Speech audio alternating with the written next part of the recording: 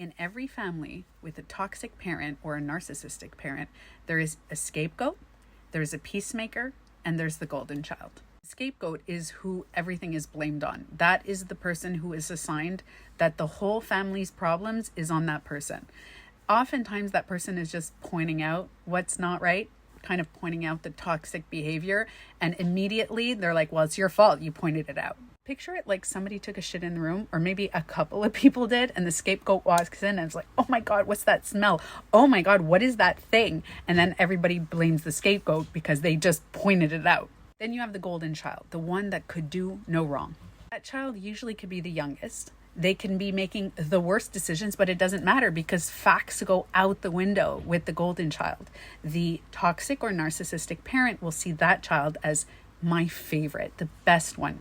Then you have the peacemaker child, and that's the one who usually wants everybody to get along, just to ignore all of the toxicity that's going on, and why can't we just be happy? So they are on the scapegoat side because they're friends with them, but they're also on the golden child side, all while dismissing and ignoring all the toxicity of the narcissistic or toxic parent. Now, I just described 3 characters, but what happens when there's only 1, 2, or maybe 5, 6 kids? There will still be a scapegoat, a golden child, and a peacemaker. Let me explain. Let's say there's 2 kids. There's the scapegoat and the golden child. The peacemaker energy will always be there. Sometimes it'll be a friend that comes in to like calm everything down. Sometimes it's the other parent. Sometimes the golden child could be the peacemaker. And even the scapegoat sometimes has this realization of, wait, I don't want to argue about this.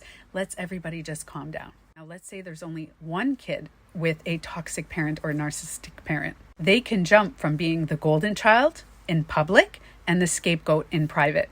Or they can be the scapegoat and then there's cousins that come in that are the golden children. How come you can't be more like so-and-so?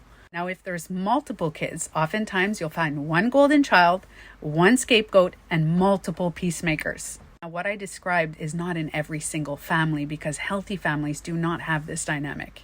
I'm talking about families where there's a narcissistic person that is taking care of that family, whether it's the mother, the father, or any caregiver. Or even if it's not a narcissist, it's somebody that is pretty toxic, has gone through a lot of crap and just projecting that onto their family. Now, the great news is this cycle can be broken. But the bad news is it takes 2 or more people to break it. Usually, but not always the case, it's the scapegoat that is the initial one that is trying to break all of this generational trauma. But the golden child and the peacemakers need to come in. Let me explain. The peacemaker needs to realize that ignoring toxic behavior is not peace. It is a form of silent, dismissive invalidation to the scapegoat. When we ignore and dismiss what people are going through, especially if it's pretty toxic abuse, verbal or physical or any type of way, we are joining in on the gaslighting, which means we are taking factual evidence, things that are happening, and saying, no, it's fine, just ignore it.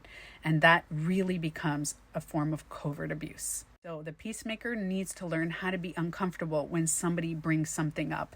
And they need to learn that standing up for someone is a form of empowerment. And if you can't stand up for the person, at least stay silent, but do not try to dismiss anybody's feelings. The golden children, you know who you are, and chances are you kind of like the position you're in because you witness what your sibling is going through or what your family member is going through. You know that there's somebody that is not being treated well. And if you think that you grew up the same and you should be reacting the same, it doesn't work that way. Empathy is putting ourselves in other people's shoes. How would I react if I was to blame for everything my whole life? Are they bringing all this drama upon themselves, or are they simply reacting to years and years of dismissive invalidation? So the golden child needs to learn compassion and empathy and also to speak up. Now, oftentimes in more extreme cases, the head of the household has managed to get everybody against each other. That's the goal, though, because if you guys are focusing on arguing with each other, you won't see who the real problem is. So believe it or not, all the children of a toxic or narcissistic caregiver has the exact same emotions at a subconscious level. They're just expressing it differently. All 3 of them cannot be their real true selves with the toxic caregiver. Because if they ever are their true selves, they wouldn't receive any love. They know because of the scapegoat how it is to speak up against the toxic caregiver. The scapegoat, unfortunately, no matter what, can never be loved for who they truly are, because every time they express those emotions, they get suppressed, they get diminished, they even get gaslit.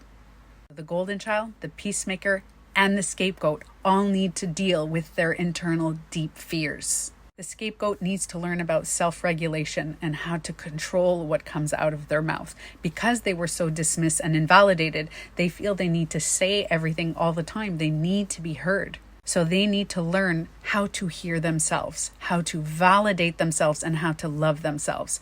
So all the attention and energy that they're externalizing, they need to internalize that. The exact opposite goes for the peacemaker and the golden child.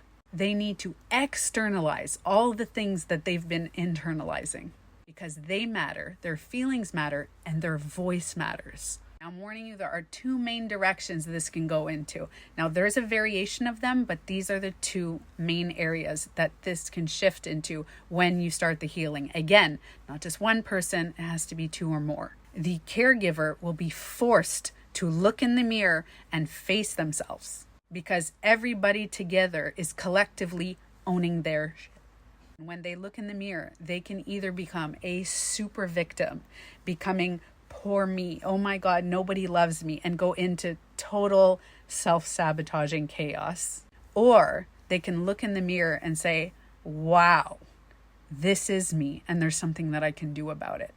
And I hope for everyone that the second one is what happens, because when the second one happens, your whole family can change.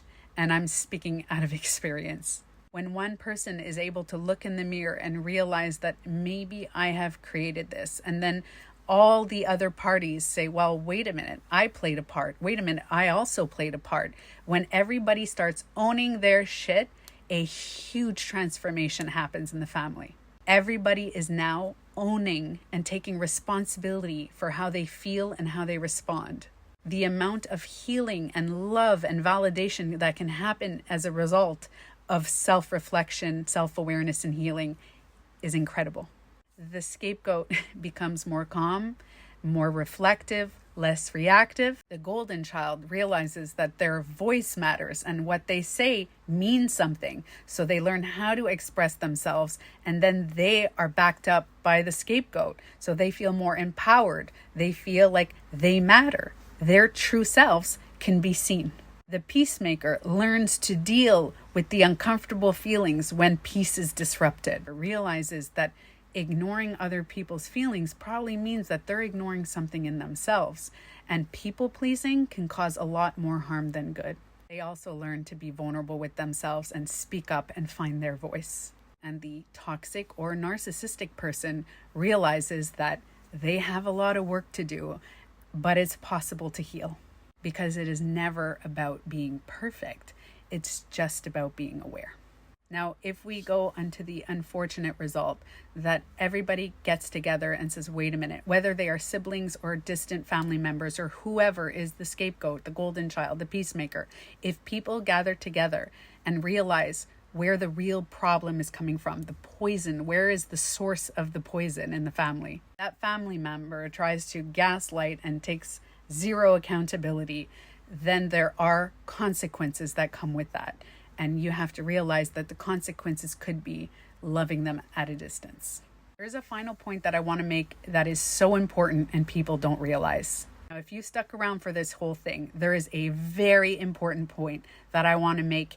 If you do not choose to heal this, you will perpetuate the trauma that you had with your loved one in the future. What I mean is, if you are a golden child, you will continue that cycle of not being able to speak up and be your true self with the partner that you choose. If you are a scapegoat, you will continue that trauma of meeting people that are dismissive and validate your feelings until you heal that. If you are the peacemaker, you will continue that in your relationship and never fully be able to be your true self, because if you ever feel negative or express anything, you're going to be condemned. You're going to keep picking the people that resembled that toxic parent or caregiver, because to you that was love.